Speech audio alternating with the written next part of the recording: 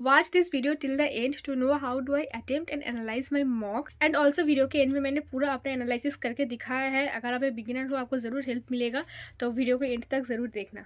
Usually blog में जब मैं मॉक देती हूँ या फिर एनालाइज करती हूँ तो मैं टाइम लैप्स लगा के करती हूँ, तो उतना डिटेल में मैं दिखा नहीं पाती हूँ। ऑल दो मैं कैसे मॉक देती हूँ, एनालाइज करती हूँ, इस रिगार्डिंग मुझे काफ़ी सारे कमेंट्स आते रहते हैं मेरे यूट्यूब चैनल पे, टेलीग्राम ग्रुप में लोग बोलते हैं। बट मैं कभी डिटेल में सोचा नहीं कि इस रिलेटेड मुझे वीडियो बनाना चाहिए, क्योंकि मैं भी अभी तक सिलेक्टेड नहीं हूँ। तो मैं क्या ही आपको ज्ञान दूँ कि कैसा करना चाहिए, मैं खुद भी बहुत सारी गलती कर चुकी हूँ। तो मैं भी कल यूट्यूब पे देख रही थी कि कैसे मॉक एनालिसिस करना चाहिए प्रॉपर वे में।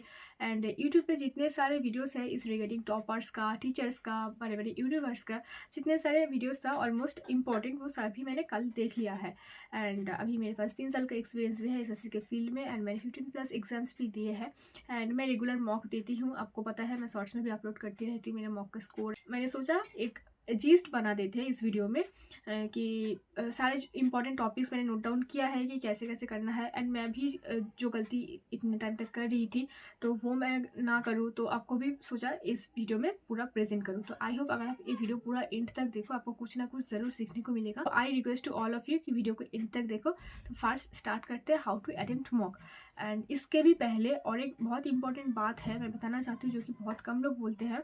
कोई चीज़ आपको मॉक देने से पहले एटलीस्ट 10 to 15 मिनट्स बहुत काम होके मॉक देना है, माइंड एकदम ब्लैंक रखना है बिफोर मॉक। जब हम एग्जाम देते हैं रियल एग्जाम, तो रजिस्ट्रेशन के बाद भी तो हमें टाइम मिलता है, तो वो टाइम हम यूटिलाइज कर सकते हैं कि हमें काम रहना है एग्जाम देने से पहले। मेरे सीजीएल मेंस भी इसी वजह से खराब गया कि मैं एग्जाम के पहले बहुत ज़्यादा पैनिक करती थी। मैं दूसरे लोगों को देखती थी या फिर मैं जब घर में मॉक देती हूँ, तो मेरा टेलीग्राम ग्रुप भी है एंड जब मैं मॉक देने जाती हूँ तो मैं सबका स्कोर ऑलरेडी देख चुकी होती हूँ, क्योंकि मैं मॉक एकदम एंड पे देती हूँ, लाइव खत्म होने के जस्ट आधा घंटा पहले मैं मॉक देती हूँ। इस चीज़ का पॉजिटिव पॉइंट भी है, नेगेटिव पॉइंट भी है कि एकदम लाइव खत्म होने के आधा घंटा पहले अगर आप मॉक दो तो उसके साथ साथ आपका एनालिसिस मिल जाता है। एंड अगर आप बहुत पहले मॉक देते हो तो आपको वेट करना पड़ेगा एनालिसिस के लिए। बट द पॉइंट इज मैं ऑलरेडी लोगों का अच्छा स्कोर देख लेती हूँ एंड बहुत ज़्यादा पैनिक कर जाती हूँ। जो इजी क्वेश्चन होता है उसमें भी मैं टाइम लगा के पढ़ती हूँ, टाइम लगा के कैलकुलेट करती हूँ, तो इसमें मेरा बहुत सारा टाइम वेस्ट होता है। मॉक देते टाइम पैनिक हो जाना, नर्वस हो जाना, यही सब तो रीजन है सिली मिस्टेक्स का। मिस्टेक्स चाहे सिली ही हो बट मार्क्स तो उतना ही कटेंगे, 2.5 मार्क्स। अगर 2 ही सिली मिस्टेक्स हो जाए तो 5 नंबर के गैप। तो आपको इस चीज़ को ध्यान में रखना है।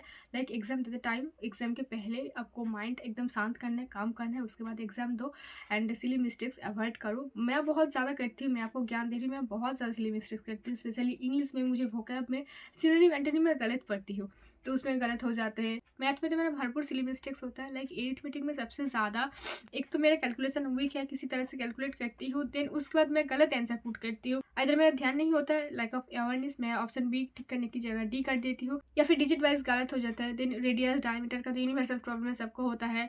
देन उसके बाद रेशियो में प्रॉब्लम होता है, रेशियो में भी उलट पुलट हो जाता है। नंबर सिस्टम में बहुत ज़्यादा मेरा नेगेटिव होता है। तो ये सारे सिली मिस्टेक्स होते हैं जो कि मुझे नहीं करना है, एंड ये सारी चीज़ें के बारे में आज वीडियो में बात करेंगे। तो फर्स्ट पॉइंट ये है कि एग्जाम के पहले एटलीस्ट 10 to 15 मिनट्स आपको कुछ भी पढ़ना नहीं है, कुछ भी नहीं करना है। मैं ये भी करती हूँ कि जब भी लाइव मॉक देती हूँ उसके पहले ना कुछ करंट अफेयर्स देख लेती हूँ 10-15 मिनट पहले, कि अगर ये आ जाए तो मैं 2 नंबर पा लूँगी। तो ऐसा मेरा सोच रहता है। बट इसकी वजह से ना बहुत सारे प्रेशर भी बन जाता है मेरे ऊपर कि करना है करना है करना है करना है। अगर नहीं बनता तो वो एक अलग प्रेशर होता है, तो वो आपको नहीं करना है। एटलीस्ट 10 to 15 मिनट्स आपको अवॉइड करना है, कुछ भी ना करना है, ब्लैंक रखना है एकदम माइंड। तो अब मॉक के बारे में बात करते हैं। तो मॉक आपको कैसे अटेम्प्ट करना है। तो जैसे कि हम अभी डिस्कस करें मॉक एंड मॉक का एनालिसिस, बट सबसे इंपॉर्टेंट है मॉक दे कहाँ पे, जहाँ पे आपको सारे मॉक्स एक साथ मिल जाए। तो जो सब लोग देते हैं आप वही दो, टेक्स्ट बुक का ही मॉक दो। तो टेक्स्ट बुक पे आपको पता है हर काइंड ऑफ मॉक मिल जाता है, 500 से भी ज़्यादा यहाँ पे एग्जाम्स के मॉक्स अवेलेबल है। एंड सारे एग्जाम्स के सेक्शन वाइज टेस्ट, जितने सारे सब्जेक्ट्स है subject wise test, full test, mini test, ये सारे सब कुछ PIQs भी सब कुछ आपको मिल जाता है एक ही पास के अंदर। एंड टेक्स्ट बुक में अभी वैलेंटाइन डे स्पेशल भी ऑफर चल रहा है, which is love to learn.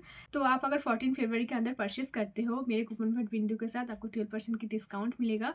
And ये वाला ऑफर के थ्रू आप टेक्स्ट बुक का ईयरली पास प्रो कर सकते हो 395 रुपीज़ में। मेरे कूपन कोड के साथ डिस्काउंटेड लिंक ऑलरेडी मैंने कम्युनिटी पोस्ट कर दिया है, आज डिस्क्रिप्शन में भी प्रोवाइड कर दूँगी, वहाँ पे जाकर आप ज़रूर चेक कर लेना। आपको गाइड करने जैसा मेरा उतना लेवल है नहीं, बट मैं इतना बता सकती हूँ कि आप पहले वो सब्जेक्ट अटेम्प्ट करो जहाँ पे आपका स्कोर अच्छा होता है, जहाँ पे आपका कमेंट अच्छा है। लाइक मैं क्या करती हूँ, मैं रीजनिंग एंड इंग्लिश पहले अटेम्प्ट करती हूँ। मेरा रीजनिंग इंग्लिश अच्छा है, मेरा स्कोर भी उसमें अच्छा आ जाता है। पहले रीजनिंग करती हूँ, then English, then GK, then math करती हूँ। आपको पता है कि मेरा मैथ उतना खास नहीं है, मेरे हिसाब से रीजनिंग में स्कोर करना ईजी है मैथ के कंपेरिजन में, तो मैथ में एंड में करती हूँ। तो ये मेरा स्ट्रेटेजी है कैसे मैं अटेम्प्ट करती हूँ। तो वो आपके अकॉर्डिंग है, आपको क्या, सॉरी बैकग्राउंड नॉइस बहुत ज़्यादा आ है, थोड़ा सा एडजस्ट करना। Then our second point is about timing. आपको कौन से सब्जेक्ट में कितना टाइम देना है इसके बारे में बात करते हैं। तो फर्स्ट राउंड में मैं प्री के बारे में बात कर रही हूँ। प्री में 100 क्वेश्चन होते हैं, आपको पता है, 4 सब्जेक्ट्स होते हैं। तो फर्स्ट राउंड में आप ट्राई करो एटलीस्ट 56 मिनट के अंदर आपका पूरा 100 क्वेश्चन आप देख लो। एंड उसके सेकेंड राउंड में यानी कि लास्ट के 3-4 मिनट में आप देख सकते हो कि आपने कौन कौन से स्किप किया, जिसमें आपको डाउट था, वो आप चेक कर सकते हो। चेक करने के लिए एटलीस्ट 3 to 4 मिनट्स आपके पास होना चाहिए। तो पूरा मॉक आप 100 क्वेश्चन 55-56 मिनट में कंप्लीट कर लो, ये आपका टारगेट होना चाहिए, जो कि मेरा नहीं होता है।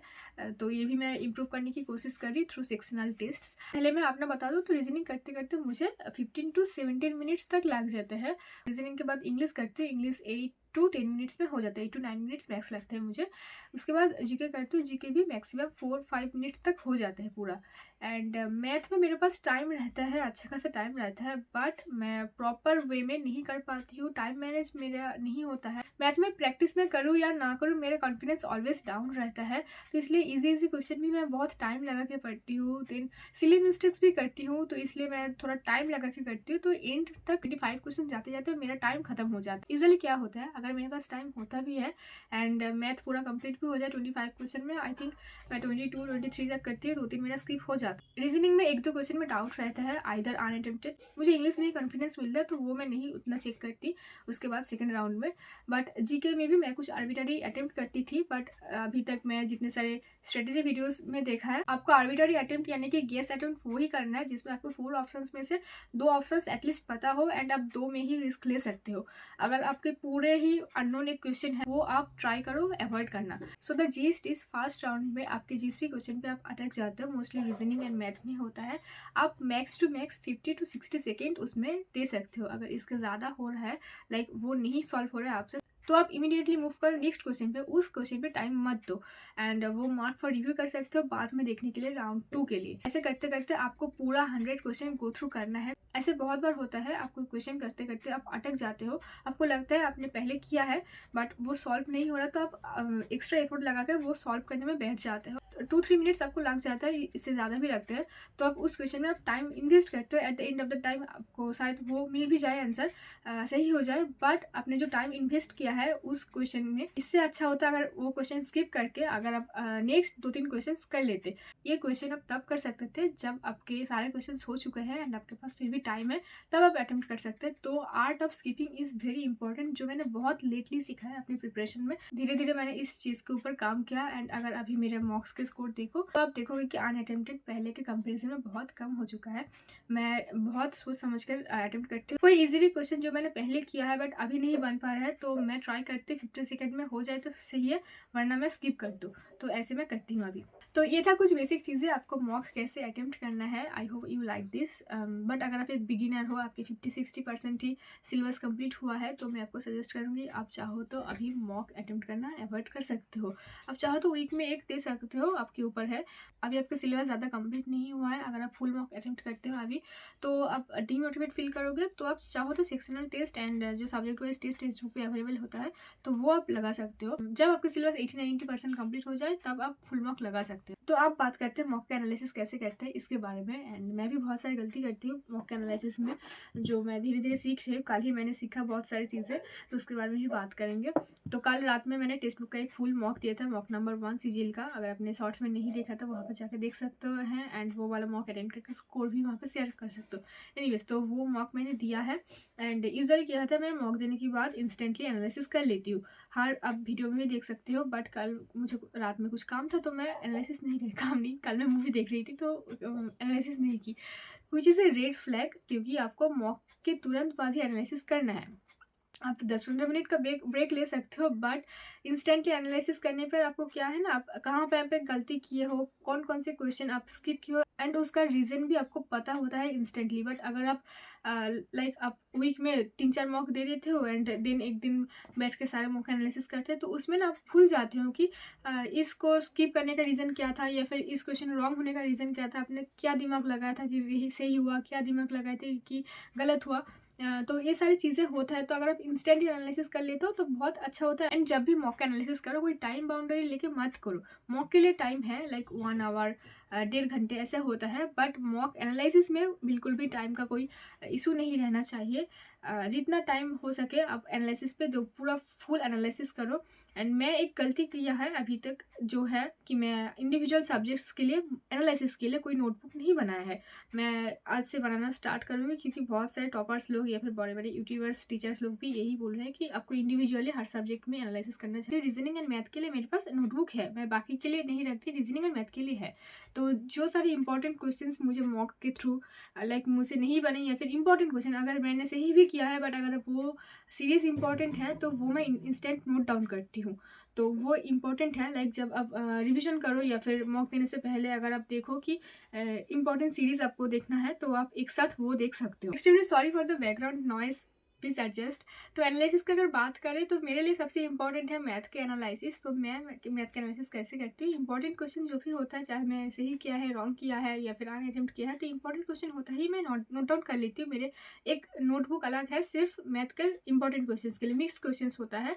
एंड मॉक के थ्रू ही जो सारे क्वेश्चन होता है वो मैं वहाँ पे ऐड करती हूँ। तो आप इंडिविजुअल सब्जेक्ट वाइज आप अलग अलग नोटबुक बना सकते हो। इंग्लिश एंड जीके मैं बस जो बुक फॉलो करती हूँ वहाँ पे लिख देती हूँ। वोकैब में क्या है, मैक्सिमम वोकैब बुक में होता है, तो कुछ रूल अगर होता है या फिर कोई भी इंग्लिश उतना नोट डाउन करने की मुझे ज़रूरत नहीं पड़ता। एंड जीके में मेरे पास जो भी सोर्स है लाइक बुक, मेरे खुद के नोट्स जो भी होता है, वहाँ पे मैं उस रिलेटेड टॉपिक का एक नोट डाउन कर लेती हूँ कि ये क्वेश्चन आया था। तो ऐसे करके करके इंग्लिश एंड जीके का मेरा हो जाता है। बट मैथ के बारे में मैं डिटेल में बताना चाहती हूँ। इंपॉर्टेंट क्वेश्चन तो मैं नोट डाउन करती हूँ, एंड उसके साथ साथ अगर कुछ इंपॉर्टेंट कंसेप्ट दिखे, लाइक न्यू कंसेप्ट मुझे नहीं पता था, तो वो मैं जो गगन सर एंड आदित्य सर का एक रूल बुक है मेरे पास, फार्मूला बुक है, तो उसमें मैं नोट डाउन करती हूँ कि ये न्यू फार्मूला आया है। स्पेशली जियोमेट्री में ही होता है, जियोमेट्री एंड एडवांस में ही मेनली होता है। एंड एरिथमेटिक का गए, एरिथमेटिक का शॉर्टकट अप्रोच जो टेक्स्ट बुक में है, आपको पता है, डिटेल सोल्यूशन भी मिलता है, शॉर्टकट अप्रोच भी मिलता है। ऐसा भी होता है, मैंने एक क्वेश्चन किया है, शायद मुझे 1 मिनट से ज़्यादा लगे, बट शॉर्ट अप्रोच में वो 20-30 सेकेंड में हो जाता है। तो मैं शॉर्ट अप्रोच भी ऑल्टरनेटिव वे में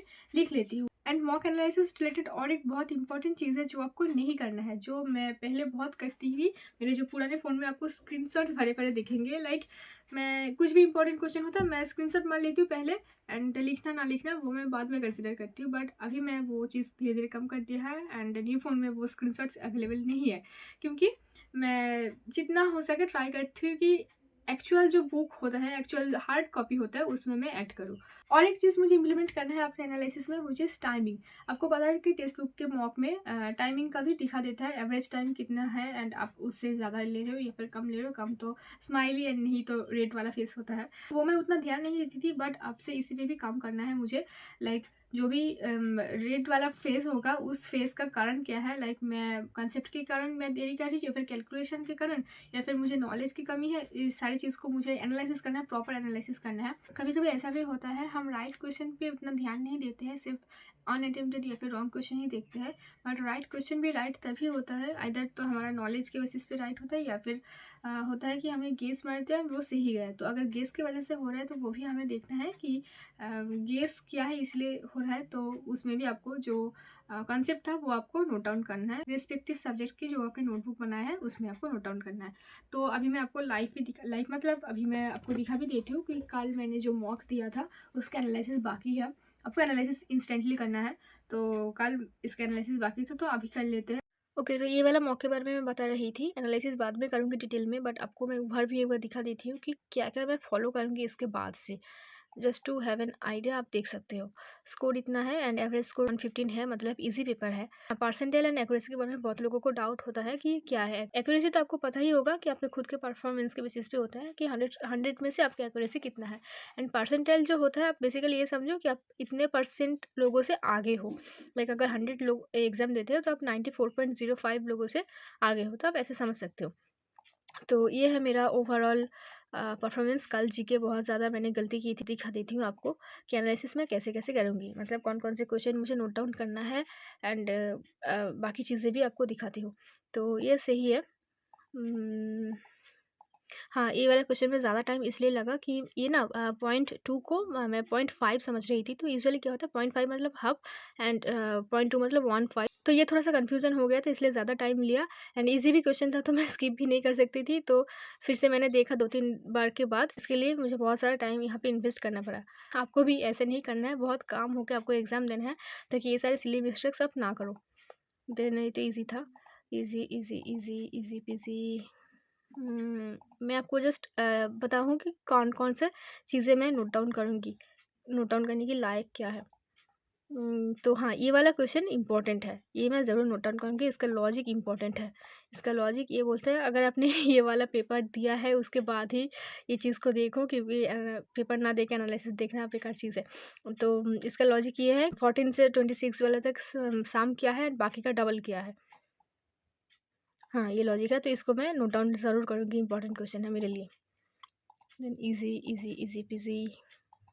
ये वाला गलत होने के कारण आई थिंक कंसेप्ट है, मैंने सही से समझा नहीं क्वेश्चन में क्या पूछा। इतना ईज़ी क्वेश्चन था, 70% लोगों ने सही किया, तो गलत होने की चांसेस नहीं था, फिर भी हो गया। लॉजिक सही था इसमें भी। इसमें थोड़ा ज़्यादा टाइम इसलिए लगा क्योंकि इसमें ना मैं कन्फ्यूज़ हो गई थी कि कौन-कौन से ऑप्शन मैंने एलिमिनेट कर चुकी हूँ, तो इसलिए फिर से एक बार शुरू से देख रही थी, तो लेट हो गया।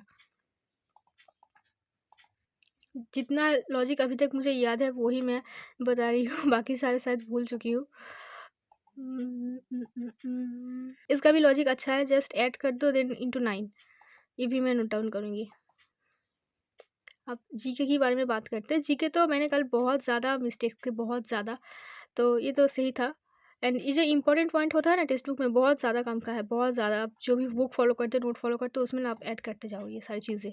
बुक मार्क तो होता है, बट उससे ज़्यादा मैं बोलूँगी कि फिजिकल बुक में अगर आप करते हो तो वो ज़्यादा हेल्पफुल होता है। ये ना स्टैटिक का क्वेश्चन है, बहुत इंपॉर्टेंट। क्या बोलते हैं वो, स्पोर्ट्स का, बट भूल गई मैं। तो न्यूजीलैंड और वेस्ट इंडीज़ में कंफ्यूजन था। ये वाला इंपॉर्टेंट क्वेश्चन है, डेफिनेटली मैं नोट डाउन करूँगी। देन ये तो सही है, सही है, सॉरी गलत है। ये भी सही है।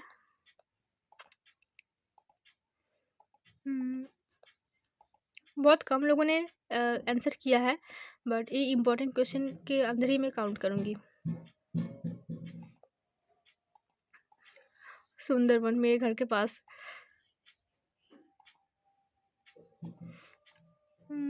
ये तो मैं रैंडम गेस अटेम्प्ट की, फ्लूट या फिर तबला, कोई एक तो ज़रूर होगा, असम से है। ये वाला क्वेश्चन ना पहले भी जस्ट कुछ दिन पहले भी एक मॉक में आया था, जवाहरलाल नेहरू रिपोर्ट। फिजिक्स में ये टाइप का क्वेश्चंस अभी आने लगा है, पहले उतना खास नहीं आता था, बट अभी आने लगा है, तो मुझे कॉन्सेप्ट एक बार देखना होगा। देन ये तो नहीं पता। अब देखो कितने कम परसेंटेज लोगों ने अटेम्प्ट किया है। टफ तो था इसका, जीके तो टफ था। आप ये वाला पेपर ज़रूर देना, एक बार पेपर देके फिर एनालिसिस देखना, मैं पहले ही बता रही हूँ। तो अब मैं आपको दिखा देती हूँ इंग्लिश मैंने कैसे किया है। इंग्लिश में उतना खास मैं कुछ नोट डाउन नहीं करती, मैं डिटेल में एक बार देखूँगी बाद में, जस्ट आपको एक बार ग्लिम्स दिखा रही हूँ। एवर्सन हेट, इसका क्या पूछा था, इसका पूछा था क्या बोलता है, मैं दिख नहीं रहा कहाँ पे, नियरेस्ट मीनिंग। सोचो ये वाला क्वेश्चन कितना इजी है, सिर्फ वैल्यू पुट करना है, बट मैं इतना ज़्यादा पैनिक कर जाती हूँ, कितना ज़्यादा टाइम लिया है यहाँ पे, 58 सेकेंड। देन मेरे मैथ में हर क्वेश्चन में टाइम ज़्यादा ही जाता है। इसमें भी मुझे याद है कि मैंने इतना टाइम क्यों लिया है, एरिया का रेशियो दिया था, तो मैं ना गलती से इसको भी जो साइड का रेशियो है वो समझ रही थी। 1:4 है, तो इसका साइज का रेशियो तो 1:2 होगा, तो 2 के रेस्पेक्टिव पे 8 × 2 16 होगा। ये वाला क्वेश्चन देखने में बहुत ईजी है, बट मैं कर नहीं पाई। देखूंगी इसमें शॉर्टकट कुछ अवेलेबल है या नहीं, तो बाद में करूँगी ये वाला क्वेश्चन। बट 2 मिनट मैंने दिया है, आप देख सकते हो, देखिए ये हाल है।